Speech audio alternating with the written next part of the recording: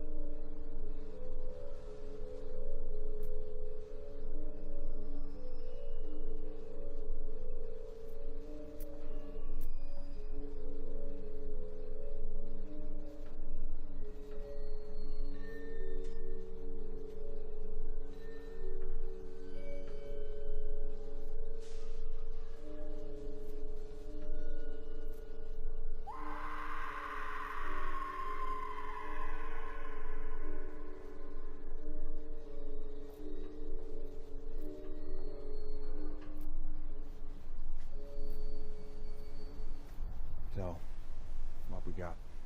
Female. Say she's about 16 or 17. Christ.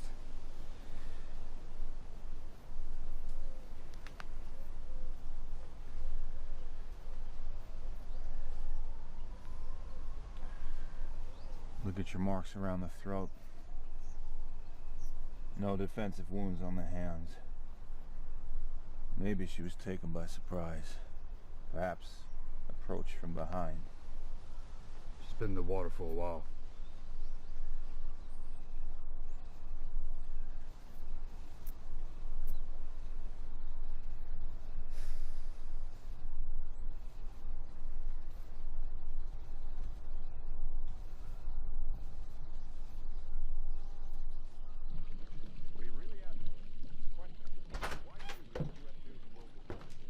Hey. Hey, honey.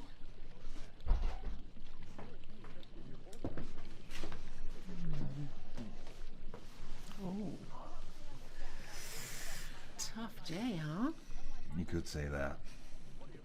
Deb home? Yeah. She's upstairs. Tell her dinner will be ready in half hour.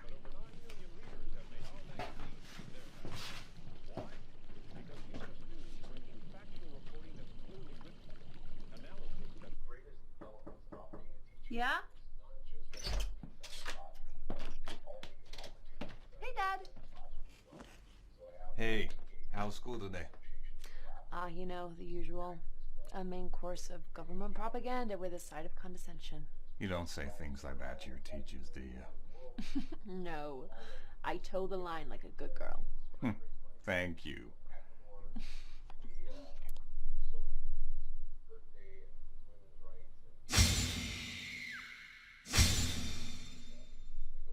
You okay, Dad? Yeah. Yeah, I'm fine. Your mother said dinner will be ready in half hour. Cool. Thanks.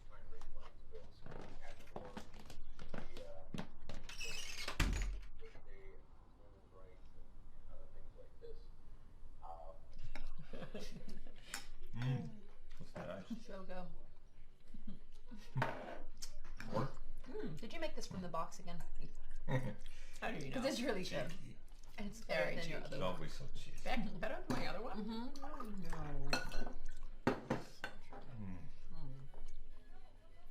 So, what's happened today? Wow. You've got a funny story about Mrs. Appleby, don't you?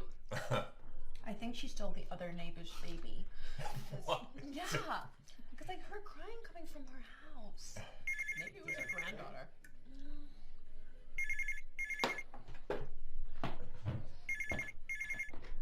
Hello? It's Tom. Sorry to bother you at home, but you need to hear this. What is it? We found 3 more 3 more? bodies in the Green River.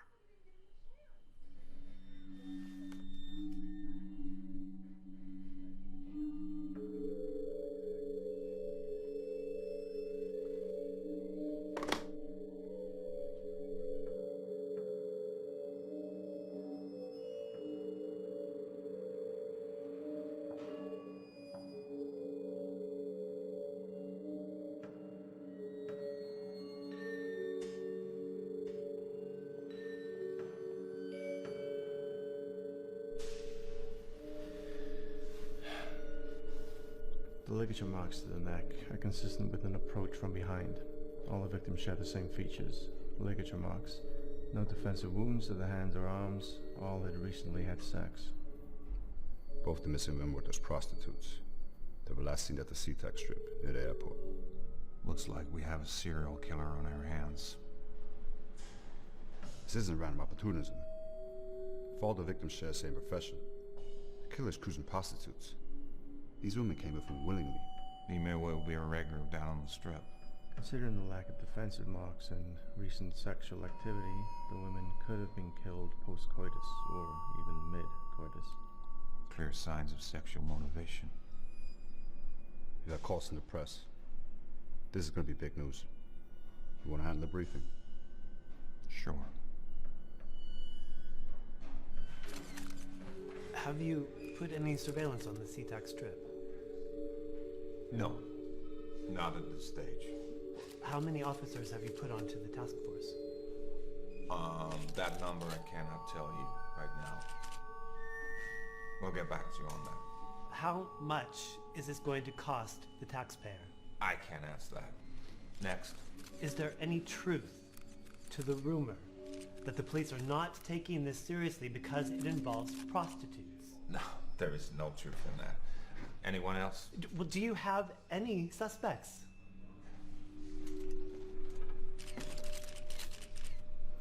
No. Are we done? Thank you for coming. Thank you.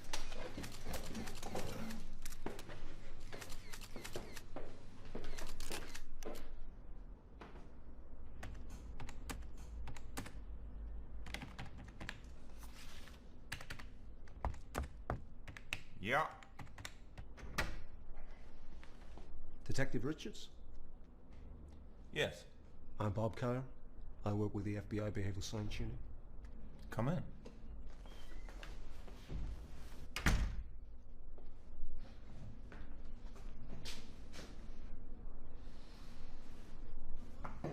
So, what brings you to Green River? I saw the press conference. I thought maybe I could help. Can it help me improve my public relations skills? You know what we do at the Behavioral Science Unit, Detective Richards? I'm vaguely familiar. Call me David. Okay, David. We develop and provide programs of training, research, and consultation in the behavioral and social sciences for the FBI and law enforcement community.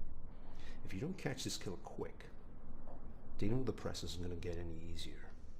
Well, I've set up a task force led by myself and Detective Tom Johnson. We've had confirmation all of the victims frequented an area known for prostitution.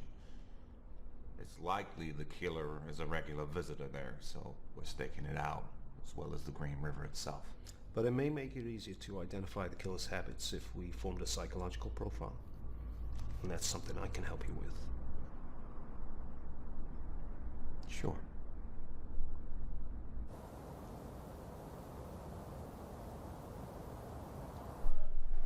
Have you ever had any direct experience with a serial killer, beyond just consulting on the case files? I have.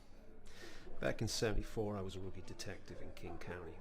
2 girls disappeared from Lake Sammamish State Park, and several of us were assigned to assist the Issaquah police. I became part of a task force. We identified Ted Bundy as the main suspect in the murders.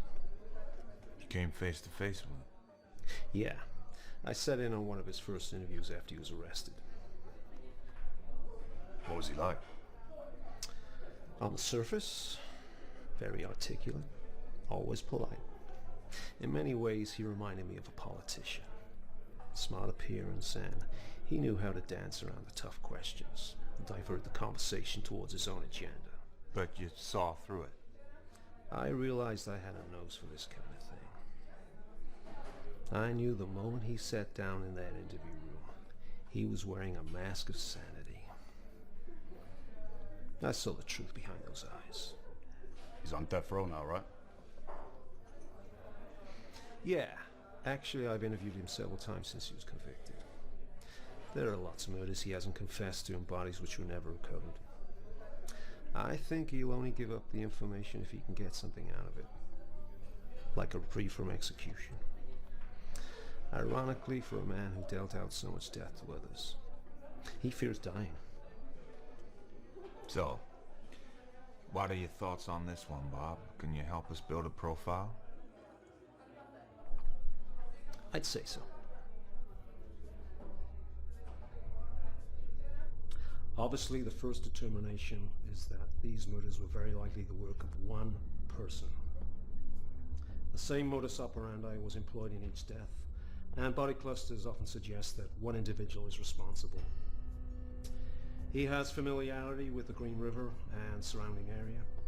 This suggests a local man. He was likely raised in a family with marital discord and physically and emotionally abused. Possibly even strict religious or puritanical morals imposed by one or both parents. I'd say he's currently between his mid-20s and mid-30s. Given that All the victims so far have worked in prostitution. We can assume that the killer has frequented the red light district for sexual encounters which didn't always end in murder. However, there will likely be self-loathing as a result of these encounters, and it may trigger his deep-seated hatred of women.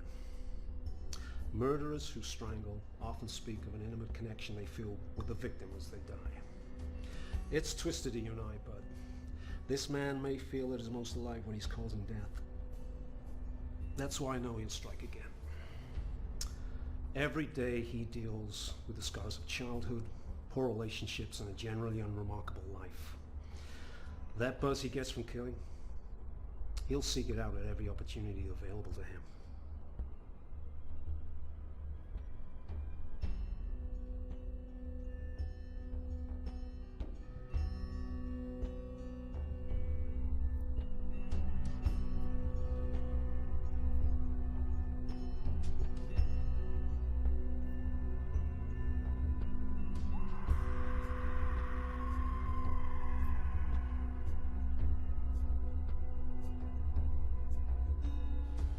Strangulation, same as the others.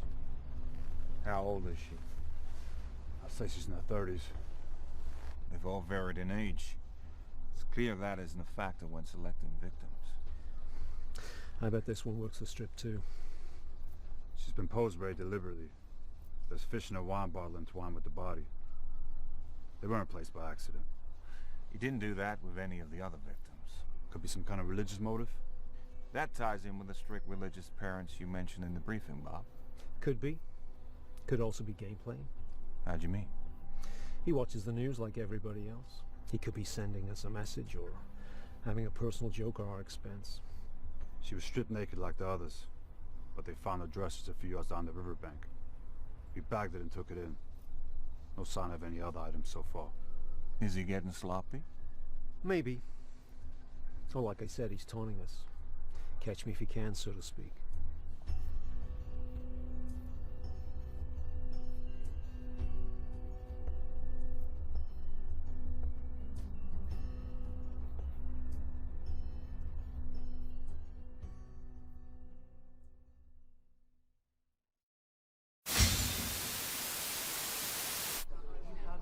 Out of the way, please. No comment. Nothing to say at this stage. How many more are gonna die? Out of the way, please. Excuse me. Excuse me. In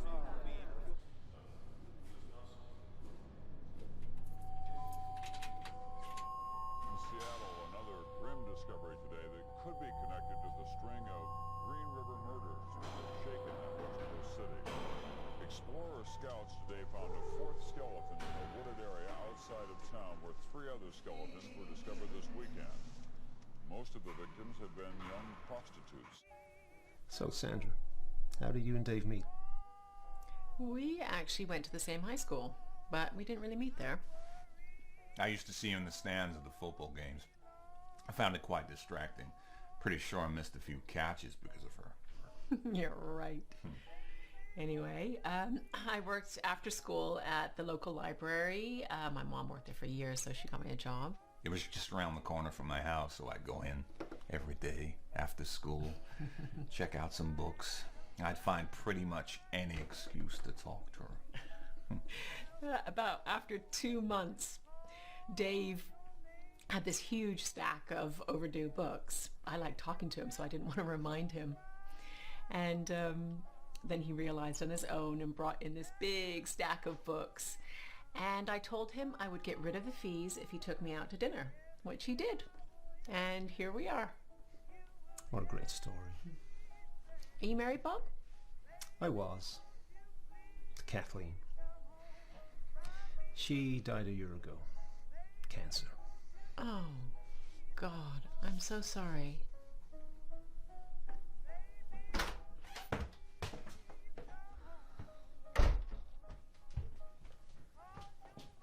Hey, Deb. What was that about? I don't know. Do you want me to go talk to her? No. No. I'll go. Excuse me.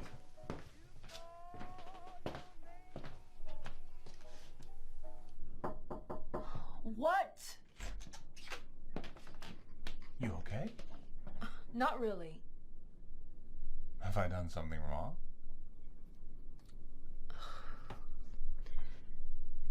I'm sorry. It's just, I was at a party earlier. Some guys started saying things. About what? You? What did they say? They said everyone in town knows you're messing up the case. Some of them said that their parents watch you on the news and call you names. What kind of names?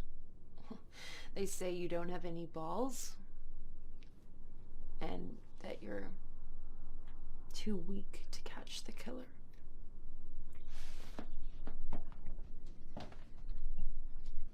I'm sorry you had to hear that.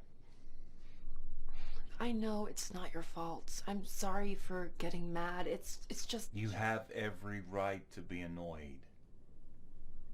It's my job. You didn't ask for this. It's not just your job, though, is it, Dad? What do you mean? It's your life. You and your mother are my life. But we have to share you with all of the criminals in this little part of the world. They get more of your time than we do. I'm sorry, Deb. I'll try to make more time for us. Okay. Okay.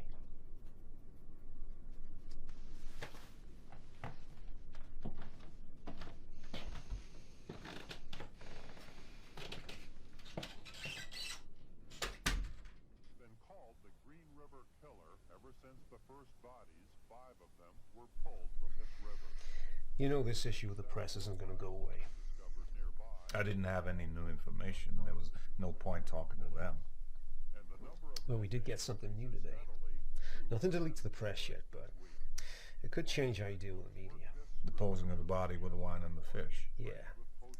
That wasn't part of his modus operandi with previous victims.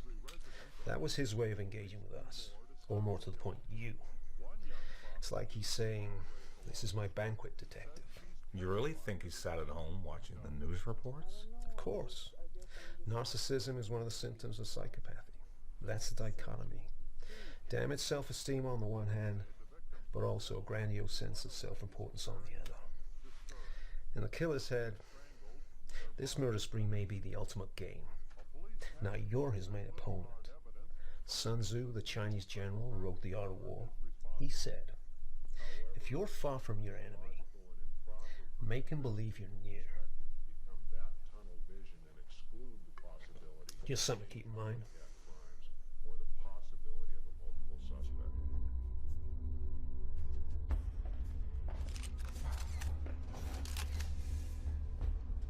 As you know, we've discovered another body. I won't be taking any questions today. I just came to say one thing. I want to talk directly to the killer.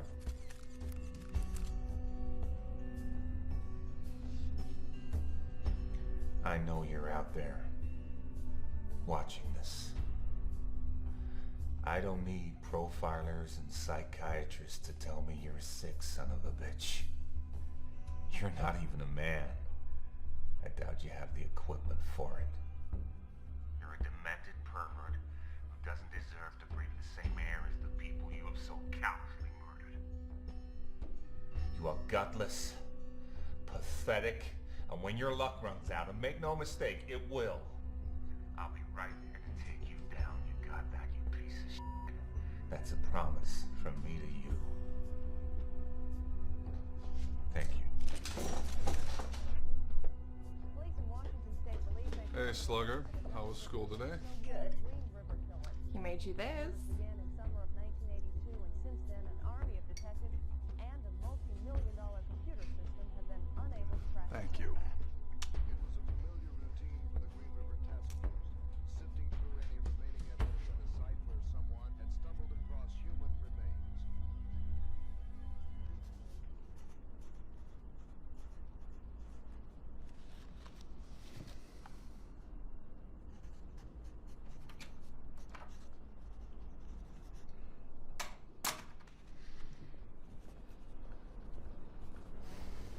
Your office forwarded this.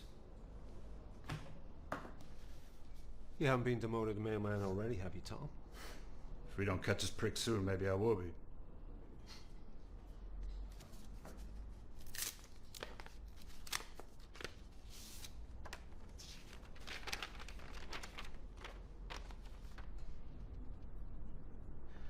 Oh my God.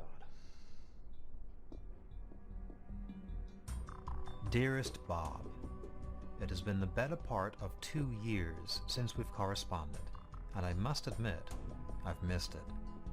I've followed with great interest the case of the Riverman, and see from the news reports that you are advising the task force. I recently saw a press conference with Detective Richards. Not the usual police officer, is he? He seems to be taking it quite personally. As you know, I have some experience in the Riverman's field of expertise. I believe I can help you. If you have the time to visit me, along with Detective Richards, please do. Time for me is running out. I would like to make use of what remains. Kind regards, your old friend, Theodore Bundy. David, your thoughts? Well, the key question is, could he actually help the investigation? Or would he be leading us on some circle jerk for his own amusement? He has an agenda. He always does. What's his agenda here? To buy time? Yeah, I'd say so. Like he says in his letter, time is running out for him. He'll do everything he can to court favor with the authorities and gain reprieve from execution. What's it like, coming face to face with someone like that? Maybe you need to find out for yourself. At some point you're going to be face to face with the Green River Killer. After you meet Ted Bundy, evil will no longer be a mystery to you.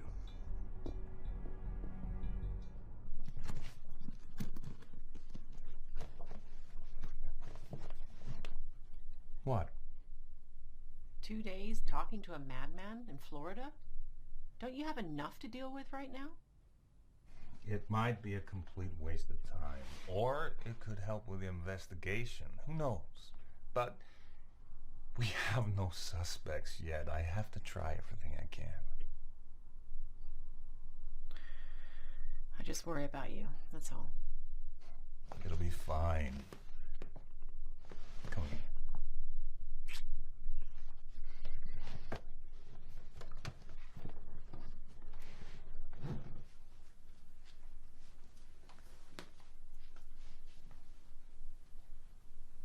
Where are you going? I've got a few errands to run. Well, you know you're looking after Adam tonight. How come? I've got a dinner with Amy and the girls. It's her birthday. I told you about this weeks ago. What's the matter? What's the matter? I've got something important to do. It's been playing on my mind all week. I need to take care of it tonight. Oh, come on, Gary. I had my plans first. If you have to leave the house, can't you take Adam with you?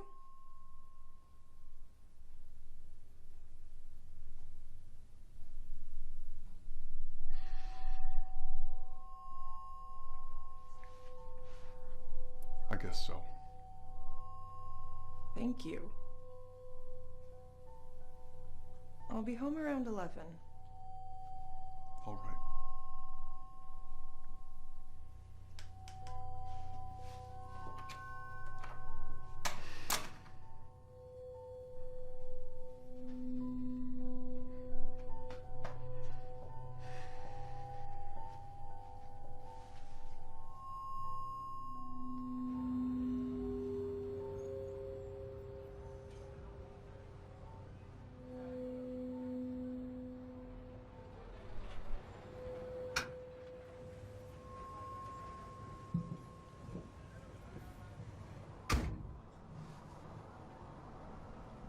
Where are we going?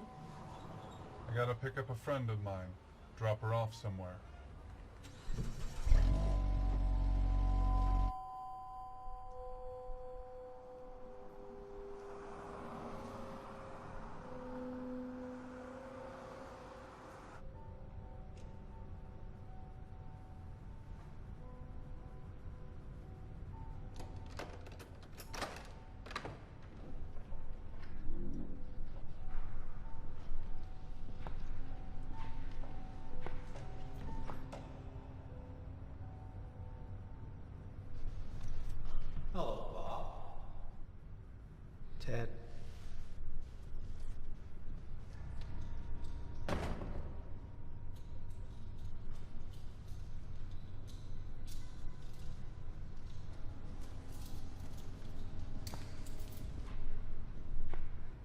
Long time no see. It's been a while. And this must be the famous Detective Richards.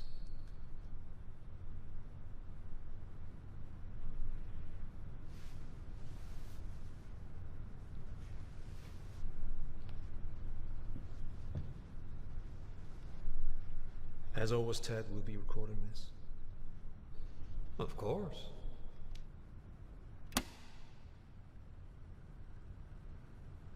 It's the 2nd of September, approximately 9:30 p.m. at Florida State Prison.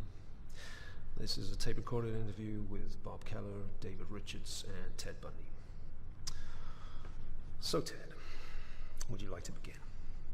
Well, this is just sort of a spontaneous dialogue we're having here. I'm not approaching it in any organized fashion. I don't even know if I can be of any real assistance.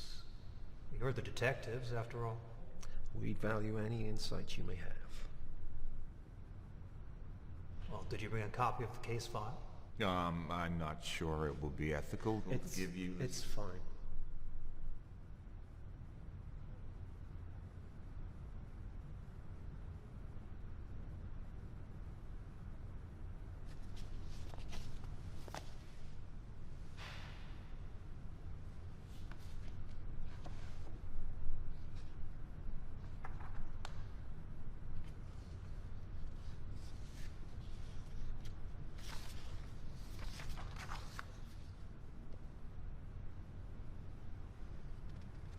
The riverman enjoys easy prey. The victims. Yes. Prostitutes are low risk. Not many people will miss them. Who would you consider to be high-risk prey? Well, people who work normal jobs, have families, social circles. People who are noticed.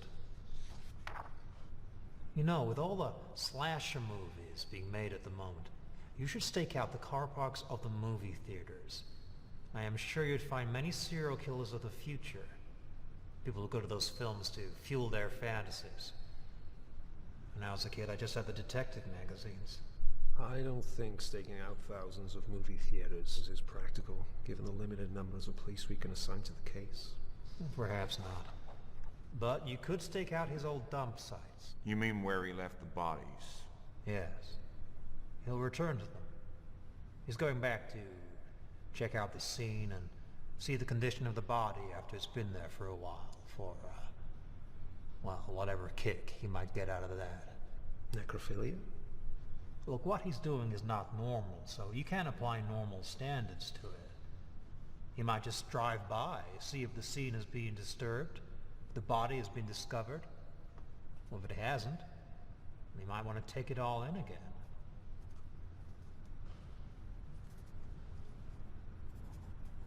Would he go back to a site after we've discovered it? Oh, no. At that point, he wouldn't touch it with a 10-mile pole. Why do you think guys like him kill? Well, there's a certain aspect of possessiveness in serial killing. I think that's one way of describing it in, well, rather bland terms, but a possessiveness where the corpse might easily be as important as the live victim in some respects. What I mean is a possessiveness, an ownership, a taking, if you will. And that's part of the syndrome. And I think that's one of the reasons why in some cases, not all, certainly, but he might be intending to return to the scene, interact with the body in some way. According to the time of death, all these murders happen on a weekday. What does that tell you? Well, he obviously prefers to trawl on a weekday. He might have other commitments at the weekend. You know, people he's close to, perhaps. You think he has family? Well, possibly. What do you mean by troll? Well, it's what he does. Watching. Waiting. Selecting. He knows his hunting ground. Hey, Julie. Hey. This is my son. You remember I showed you a picture of him before? Sure, yeah. So, what's the deal here? You want the kid to what? because I'm into that. No, I didn't plan on bringing him along, but his mother had to go out. I figured we'd go to the woods, and he could wait in the car. I'll be quick. So, I remember. Get in. He targets his prey. He plans what he wants to do in his mind, down to the smallest detail. By the time he closes in, it's almost like it's already happened.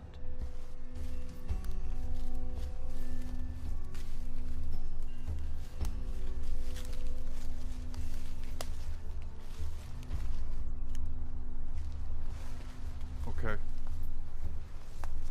This is far enough. You got the money?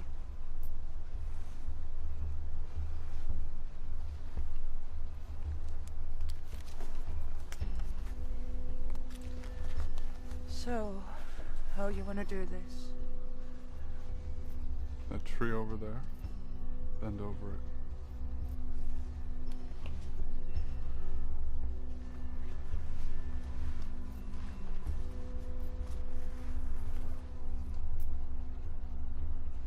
He's played it out in his mind so many times. But when the time is right and he swoops on his chosen one, well, then it's like the spider and the fly. Fantasy finally becomes reality. And speaking of fantasy, well, that's what normality is. What's normal for the spider, well, can seem like chaos to the fly.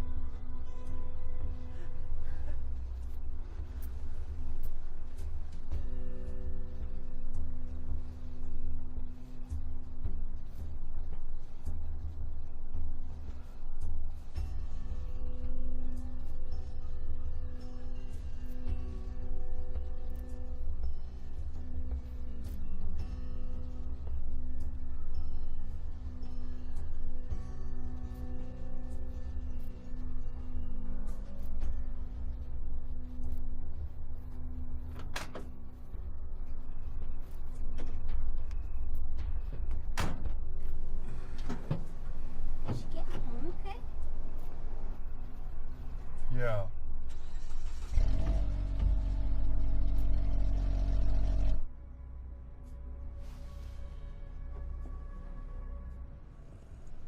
Can you go there, detective? Where? Inside his mind. Think like he thinks. I'm not sure I can. Oh, you can. We all have that cold-blooded primal instinct within us. Whether you want to touch upon your own is... well, that's another story.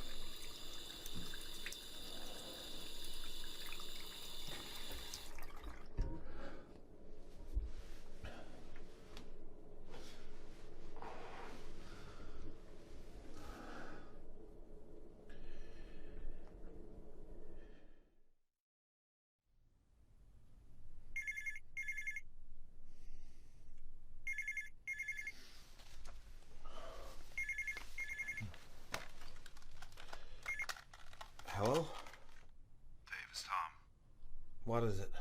We found another body. Shit. I thought we had that guy staking out the Green River. We didn't find it there.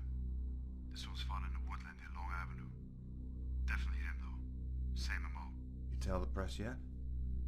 No, I've only showed the forensics team down there. Call it off. What do you mean? Tell the team to back off. Leave the site just as it was found. Don't tell the press. Don't tell anyone in the department who doesn't already know. Leave the body exactly where it was found, Tom. Why? Bundy said the killer will return to where he dumped the bodies. If you leave this body there and he doesn't see anything on the news, he might think it's not been discovered yet. Then he'll go back. That's when we'll be staking out those woods. Okay. I'll go myself, Cavanagh. No, I'll go with you. I'm heading to the airport right now. I'll be back in a few hours, yeah? Got it. Bye.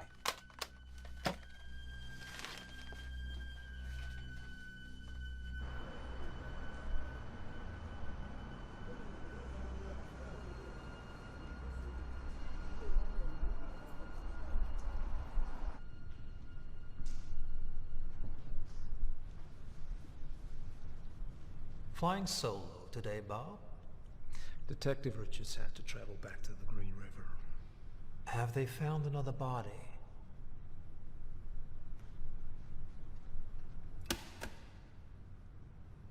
Well, I hope the information I gave yesterday was helpful.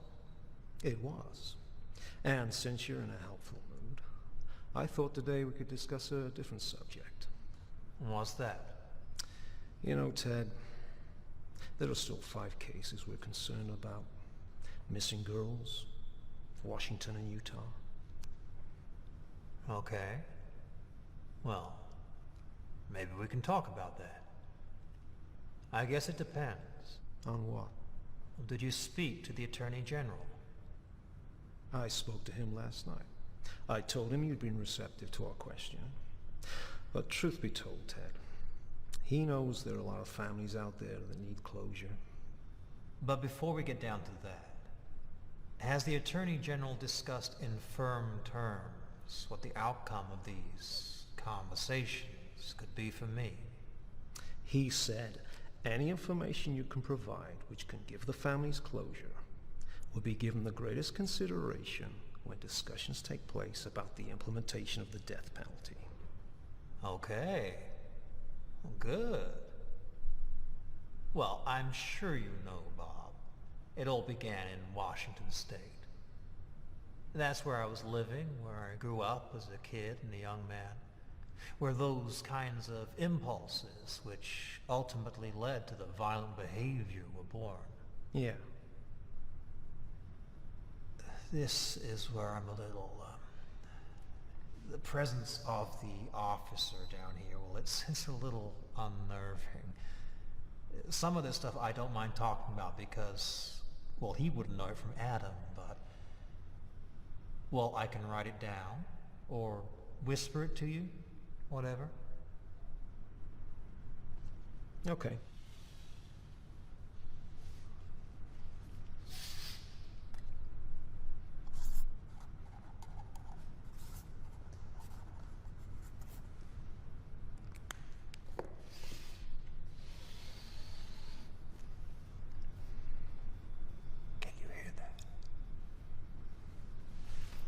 Yeah, I can hear it.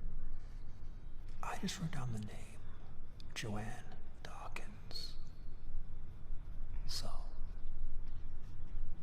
the Dawkins girl's head was severed and taken up the road about 25 to 50 yards, and then buried in a location about 10 yards west of the road on a rocky hillside in Washington.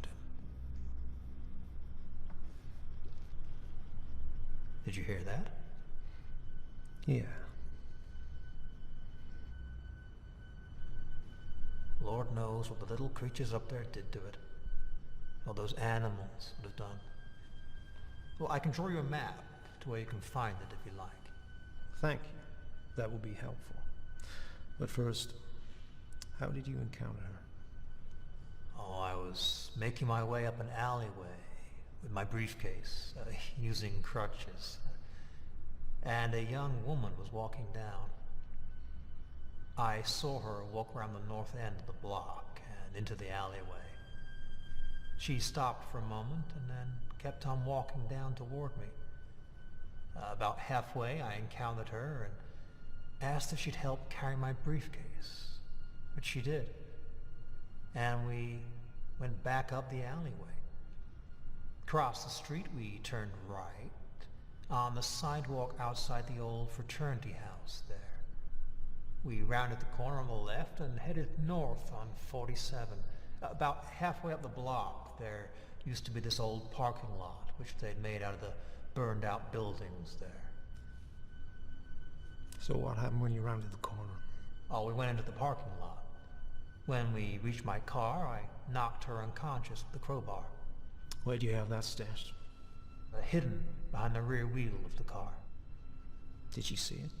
No. There were some handcuffs, along with the crowbar.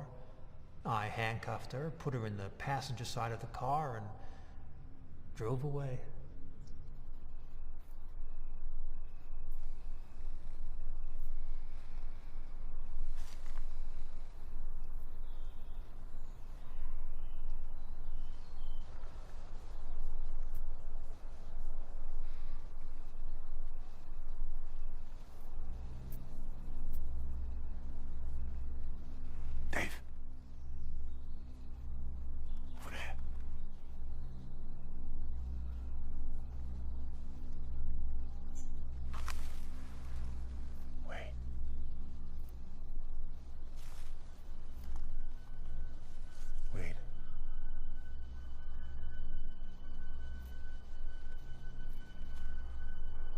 Let's go.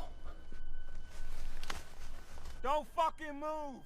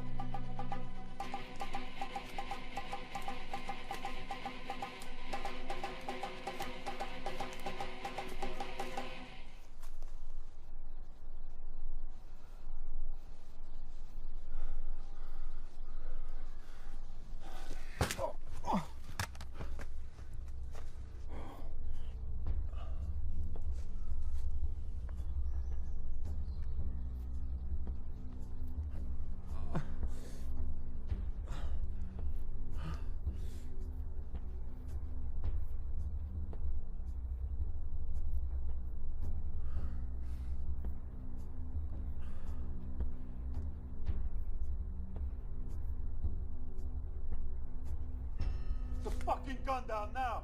Now put your hands on your head and back away! Freeze!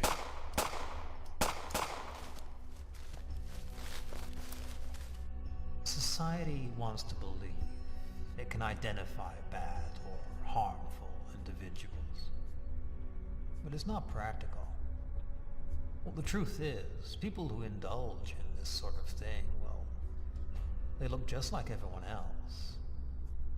Their subconscious might be a raging inferno, but you'd never tell. They blend in so well. This is what it comes down to, Bob. We serial killers.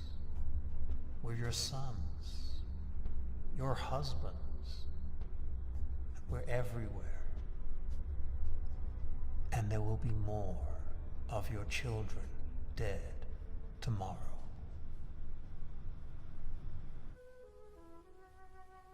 All of us on this earth know that there is a time to live and that there is a time to die. Yet death is always a shock to those left behind. It is even more of a shock. Jesus, Dad. You scared me. I didn't realize anyone else was up. Sorry. Struggling to sleep? Yeah. I have a big test at school tomorrow, and No matter how hard I hit the books, I don't feel prepared. You'll do great. You always do. Yet also the sundown of the old man's clouded his very reason. Hey, take a seat. Watch some TV.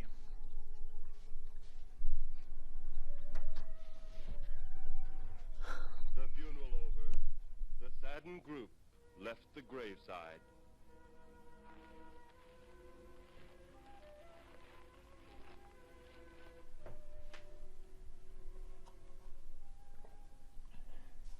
Deb, you know I love you, don't you? Sure, Dad. I know.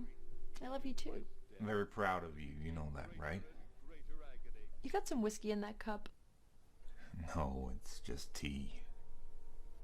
Then what's with all the declarations? The home they had so long shared together. I just want you to know how much you mean to me, that's all. Memory of the joyous living. You're sweet, Dad. The sky to which But she I had better once get back to bed. was now only See if I can get some covering sleep. for her Okay, sweetheart. Good night.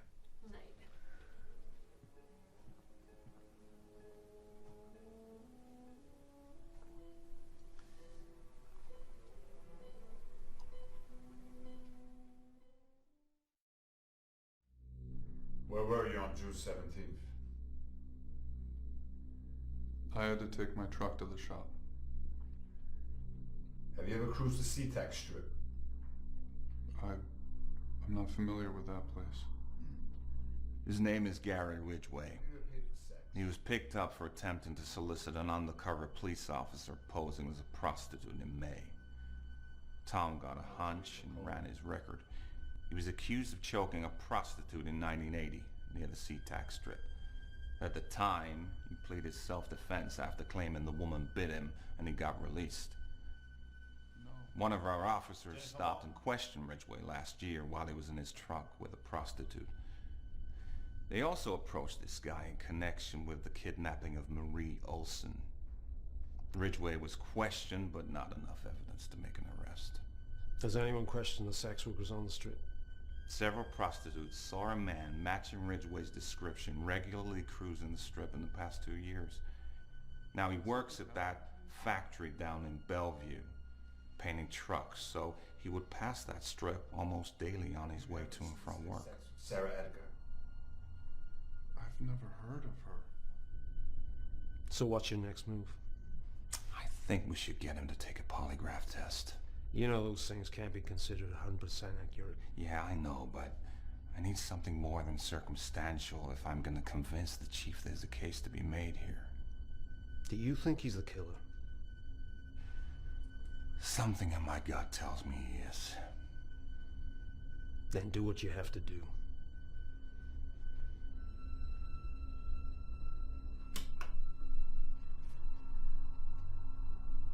Is your name Gary Leon Ridgway?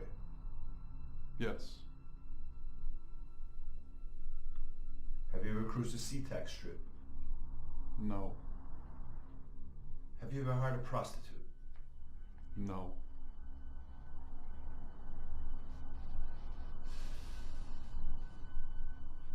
Did you know Julie Kokova? No.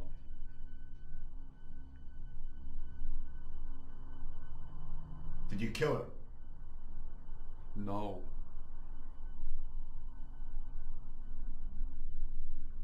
He passed. He fucking passed. Ridgway. Yeah. You know we got nothing on this guy now. The executed search warrant on his home turned up nothing. The forensics team test this guy? They took everything from him. Saliva, piss, the whole shebang. There's nothing conclusive to link with any of the crime scenes. Shit. We gotta let him go.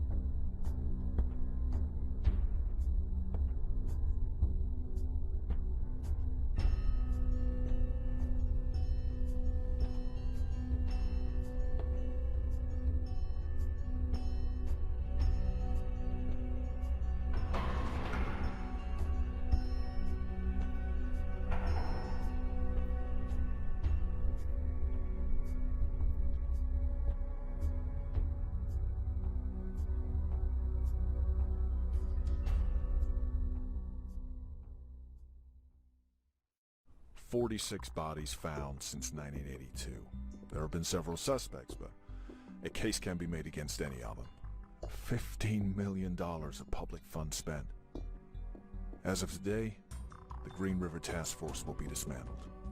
We simply can't continue spending this kind of money and allocating this much manpower to an investigation which has yielded no results. I know you're expecting this, and I hope you accept it. It's over, Dave.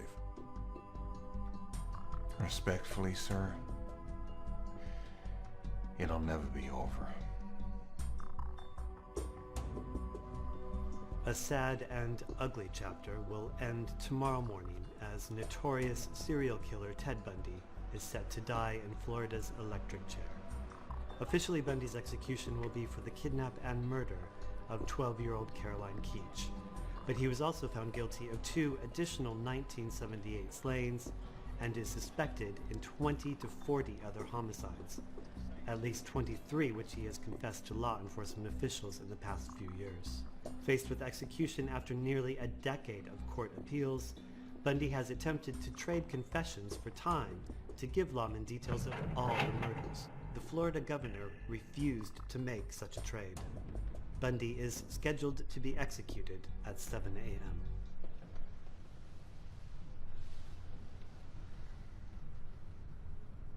Bob? Ted?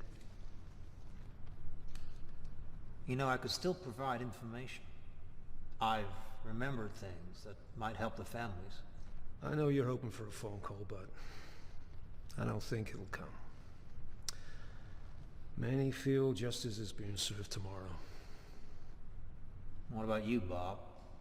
Do you think justice is being served? I'm not here to pass judgment, Ted. Well, then why are you here? I'm interested in your thoughts on something. What's that? Why'd you go down this road? Well, everyone asks that. Yeah, but you never really answered it before, have you? What's the point? Help people understand, perhaps. Maybe I can give you a little insight, too. Maybe the truth is, I don't have an answer to your question. Whenever I'm interviewed, people always ask if I feel guilt for what I've done. Guilt. It's an illusion. A mechanism of social control. It's very unhealthy. Does terrible things to the body. What about when you were young, Ted? What was your emotional state of mind? Confusion. I could never understand what made people want to be friends, or what made people attracted to one another, or what underlays social interactions. I'd watch people and see them feel, but I don't know. I could never be like them. Do you remember the first time you felt the urges? I certainly fantasized. Well, as a young boy of 12 or 13, I'd encountered softcore pornography. Outside the home, local drug or grocery stores. Young boys, they explore the sideways and byways of their neighborhood. And in our neighborhood, people would dump their garbage, and from time to time, we'd come across books of a more graphic nature, detective magazines, and so on. Well, I want to emphasize this. The most damaging kind of pornography, I'm talking from real personal experience here, is the kind which involves violence and sexual violence. The wedding of those two forces, as I know only too well, well, it brings about behavior that is too terrible to describe. When did fantasy become reality? Well, as a teen, I was dealing with very strong inhibitions against violent and criminal behavior that had been conditioned and bred into me by my environment, the neighborhood, schools, church. It's a very difficult thing to describe. The sensation of reaching a point where I knew I couldn't control it anymore. The barriers I had learned as a child were not enough to hold me back from seeking out and harming somebody. How did you feel the first time you committed a murder? Even all these years later, it's difficult to talk about.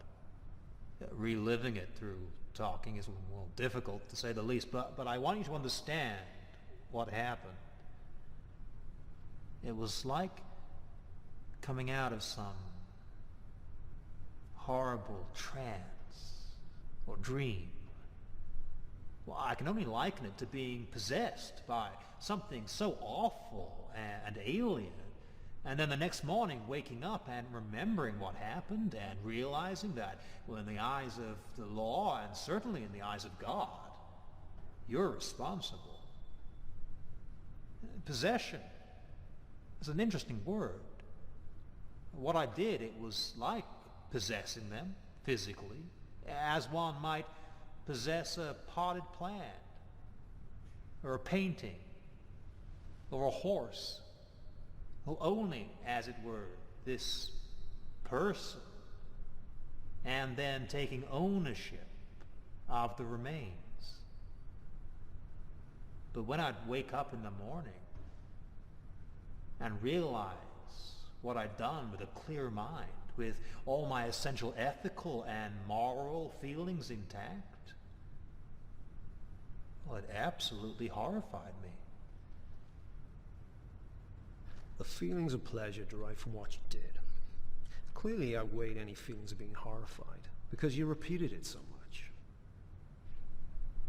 Maybe so. Also, when you compare people to possessions, well, I think it's hard to believe that you felt anything. Certainly if in your mind, people are no different to material things. What's your point, Bob? I've spoken to your family, quite in depth actually, and they were very candid. I don't know if you know this, but your aunt has a very interesting memory of you from when you were 3 years old. What's that? She recalled waking up from a nap one day at your grandparents' house to find herself surrounded by knives from the kitchen. You were stood by your aunt's bed, smiling.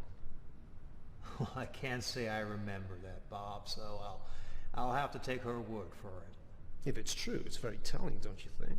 How so? Well, in my line of work, I'm always asked, is serial killing down to nature or nurture? That incident with your aunt would suggest it's down to nature, that you were born with the darkness inside of you. But the thing is this, there are many people out there who are born with darkness inside of them. There are many people who suffer violence or have terrible things happen to them as kids, but they don't all grow up to be serial killers. Is this going somewhere, Bob? It's like the parable of the two wolves. And what's that? A father is talking to his son, and he says, there are two wolves inside of us, always at battle. The good wolf represents things like kindness, bravery, and love. The bad wolf represents things like greed, hatred, and fear. The son stops and thinks about it for a second, and then looks at his father and says, which one wins? And the father quietly replies, the one we feed. And I guess you think I fed the bad wolf, right? Yeah. Is it nature or nurture? A little of both for sure, but the bottom line is this. We all have a choice about the person we become. We create our own reality.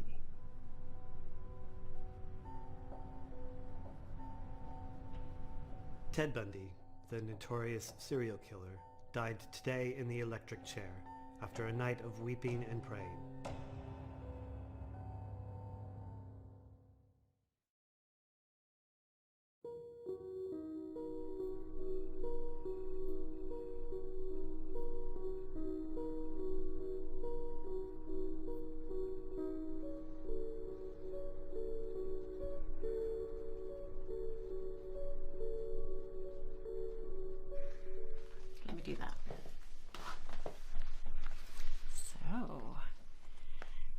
first press conference as the new chief. You nervous? Almost 20 years of dealing with the press. You get used to it. I'm proud of you. You deserve this. You've worked hard for it. I couldn't have done it without you. Behind every great man is a great woman. I know it's a cliche, but it's true. We're a team. This isn't just my achievement, it's ours. Can I confess something? Yeah. I'm relieved. You are? Mm-hmm. A desk job gets you off the streets, which means I'm going to sleep better at night knowing you'll be safe.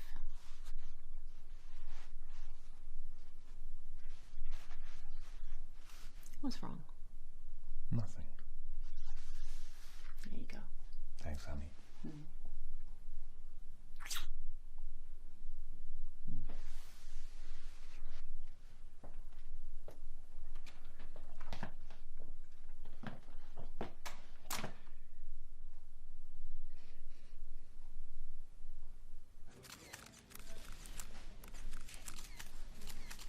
You've faced much criticism over the years for your failure to apprehend the Green River Killer.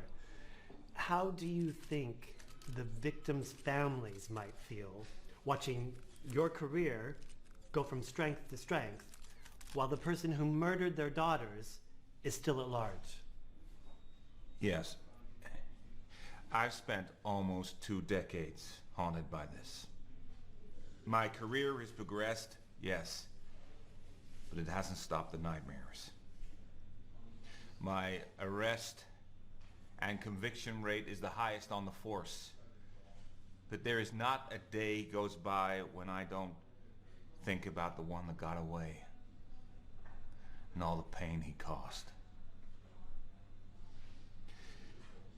Which is why today I am announcing that I will be reforming the Green River Task Force. Considerable resources will be diverted to resuming the investigation, and I will be personally overseeing it. I want the victims' families to know one thing. I will not rest until the killer is behind bars.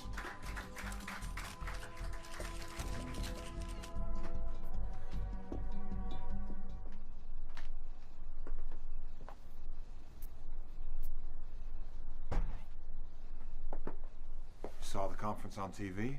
I did. I know you wanted me to play it safe and stay behind a desk, but I just can't let this one go. You gave years to this. I saw what it did to you. I'm worried. I just gotta get back out there and nail that son of a bitch. And you think if you find him, you're gonna not be haunted anymore? I don't know. But this isn't just about me. You gave your life to public service. You don't owe anyone anything. If we'd have lost Deb, you'd want justice, wouldn't you? Yes, of course. But you being a martyr doesn't do anyone any favors. When the case was active, you were here physically, but your mind was miles away.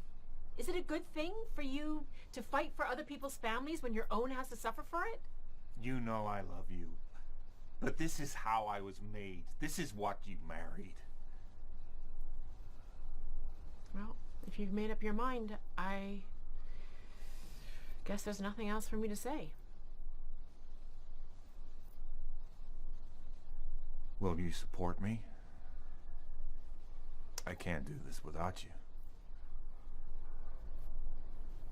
I'll always be by your side. You know that. And I hope when you find this guy, you get the inner peace that you're seeking.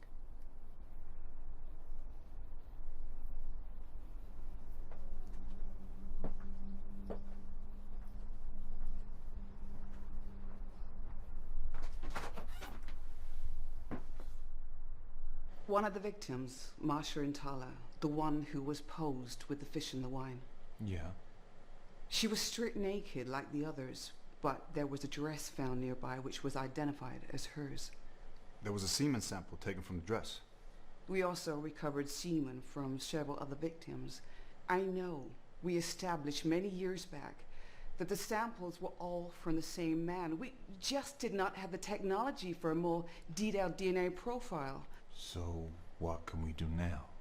Our advances mean that the sample from the discarded dress will stand strong against the suspects we have on our database.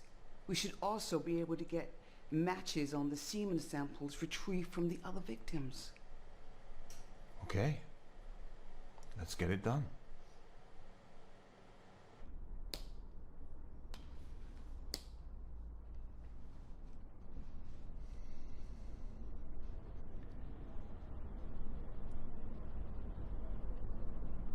These are the results. The same gal's DNA matches every sample recovered from the victims. I don't even need to open this. It's Gary Ridgway, isn't it?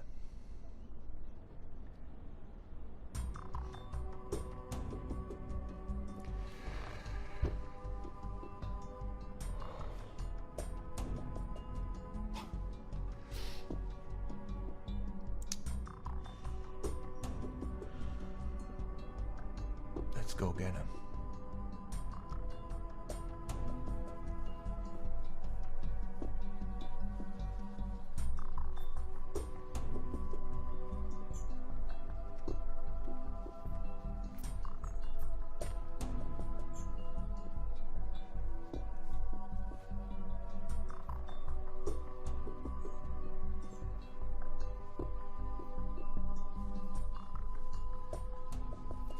Put your hands in the air. One false move and I'll put two in the back of your head. Slowly, put your hands behind your back.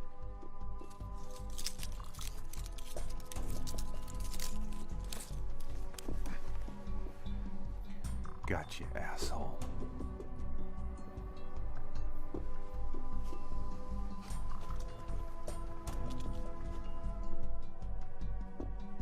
In the early 1980s, the area around the Green River south of Seattle was the site of one of the most gruesome serial killing sprees this country has ever seen. At least 49 women, police say, mostly prostitutes and runaways, disappeared or were found murdered along this stretch of water. Gary Leon Ridgway, now in custody, was a prime suspect back then, but police didn't have enough evidence to make a solid case. Now, new technology, police say, has linked Ridgway's DNA with DNA found on 3 of the Green River victims, while other evidence, police say, ties him to a 4th.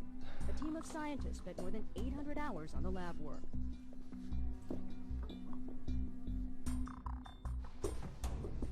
They got you chained up pretty good there, don't they?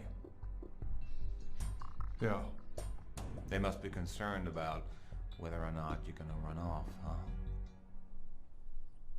I guess so. You wouldn't do that, would you? Not this time.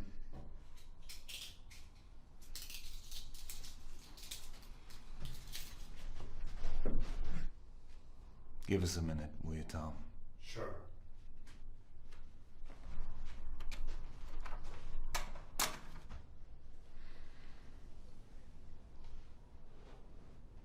I'm the lead investigator on this case. I know. That means you and I must have stood in a lot of the same places. I think we stood in every place.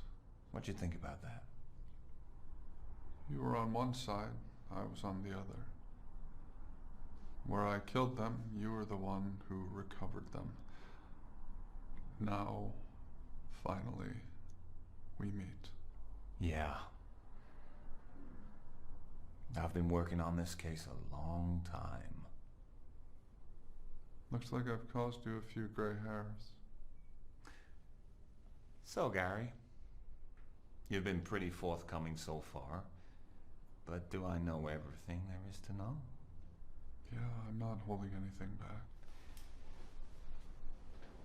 Can you really look me in the eye and tell me you're not holding anything back?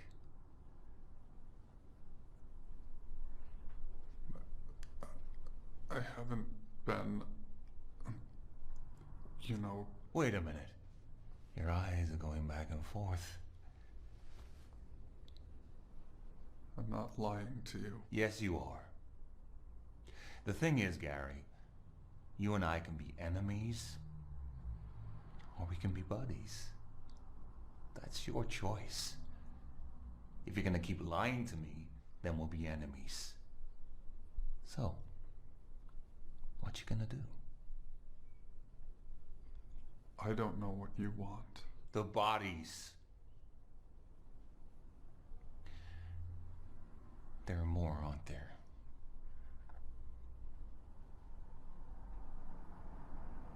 Yes. So, how are we gonna work together?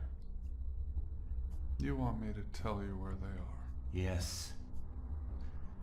We're gonna find every last one of them.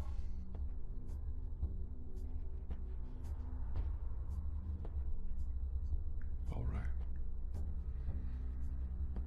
My memory is hazy, but I'll try. Yes, you will.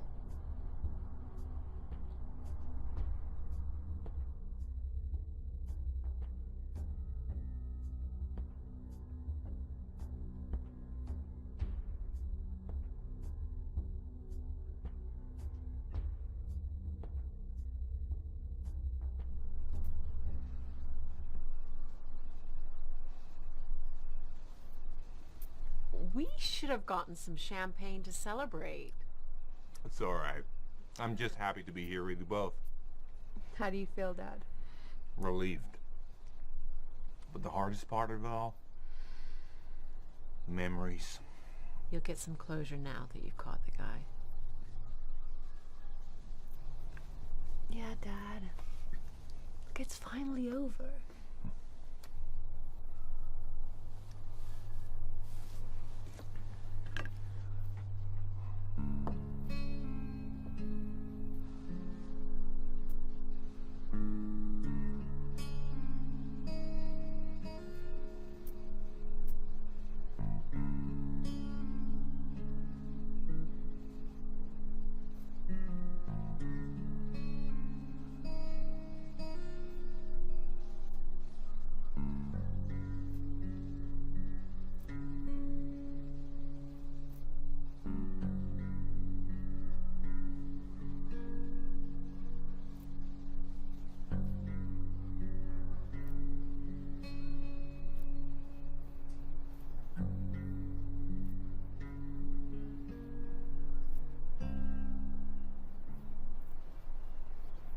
Bob, what you doing here?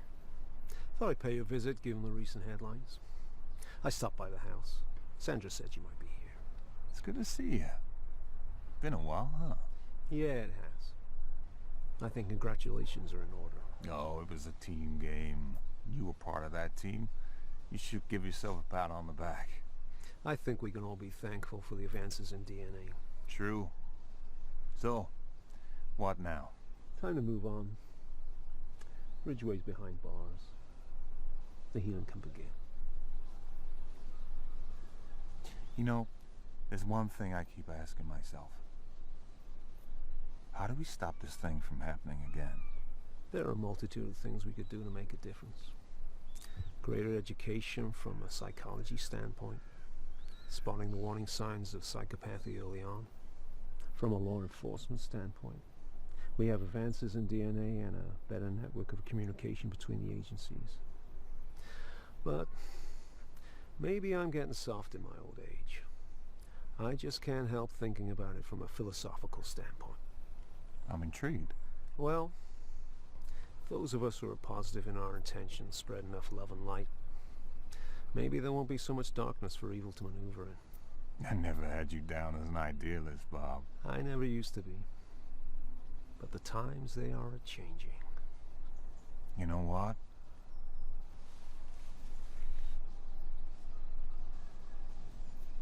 I think you're right.